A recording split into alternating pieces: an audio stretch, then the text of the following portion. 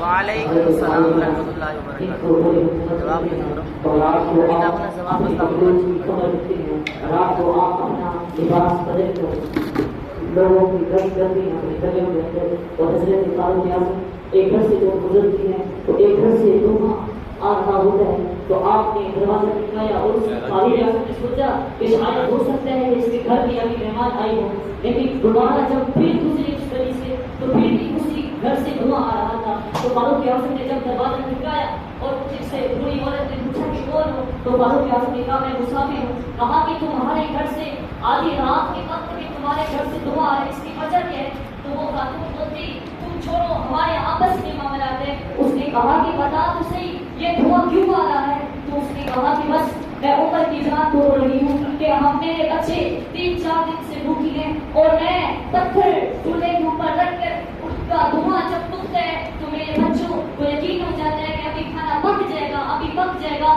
اور آج کم وقت بچے بھی نہیں سو رہے کیونکہ اتنی بھوک کی شدت ہے. اور فاروق اعظم نے جب سنا نا اس کو خاتون نے کہا بوڑھی نے کہا کہ بس میں عمر کی جان توڑ رہی ہوں. تو عمر کا دل دہنے لگا اور فاروق اعظم بیت المال کی طرف دوڑتے گئے اور ادھر سے ایک گھی کا کنیسٹر دیا اور ایک آٹے کی بوری اور مرچی مسالہ جات وغیرہ ہر چیز دی اور ایک بوری کا سامان اپنی کندھے پر رکھا. اور آپ کا غلام بھاگتا ہوا آیا کہ حضور میں اٹھاتا ہوں. کہا کہ اسلم آپ کا جو غلام تھا وہ کہنے لگا حضور میں اٹھاتا ہوں. کہا کہ نہیں. تو فاروق اعظم کہنے لگے اوے کل قیامت کے دن کیا تم میرا بوجھ اٹھائے گا؟ تو کہا کہ نہیں قیامت والے دن تو ہر کوئی اپنا ہر کسی نے اپنا اپنا بوجھ اٹھانا ہے. تو فاروق اعظم نے کہا آج بھی مجھے اپنا بوجھ خود اٹھانے دو. اور فاروق اعظم توڑتے گئے. اس بری خاتون کیا تھے اس خاتون کو پتہ نہیں ہے کہ میرے گھر میں کون آیا ہے. اور فاروق اعظم وہ خاتون کہتے ہیں وہ جلدی کرو سبزی کاٹو. اور فاروق اعظم اپنے ہاتھوں سے سبزی کاٹتے ہیں.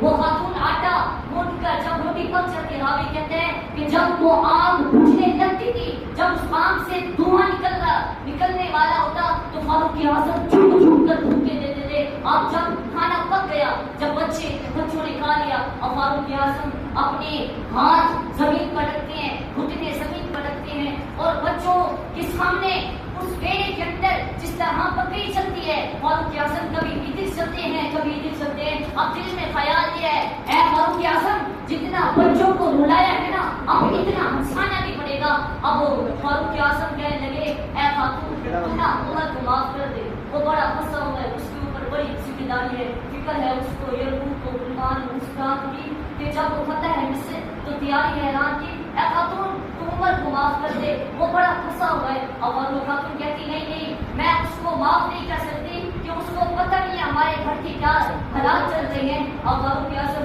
اس نے کہا کہ نہیں میں اس کو معاف نہیں کروں بلکہ کل قیامت کے دن اس کا میزبان ہوگا اور میرا ہاتھ ہوگا. اب وہ فاروق اعظم نے جب یہ سنا نا تو فاروق اعظم نے گھٹنے زمین پڑ کے جس طرح بچے بلک بلک کر روتے ہیں فاروق اعظم رونے لگے. اور فاروق اعظم کہتے ہیں اے خاتون آج کہنا ہے جو کہہ لے آج میں تیرے سامنے کروں جو کہنے کہہ لے کل قیامت کے دن مجھے رب کے سامنے میری شکایت نہ کرنا. اور فاروق اعظم نے خاتون بھی حیران ہوئی کہ آج کے حکمران ایسے تری ان کو تو پتہ ہی نہیں ہے. جو فاروق اعظم کہتے ہیں اگر دجلہ کے کنارے بکری کا بچہ مر گیا اور اس پانی کی شدت سے کل قیامت کی دن تھی اس کا حساب کچھ ہی دینا ہوگا.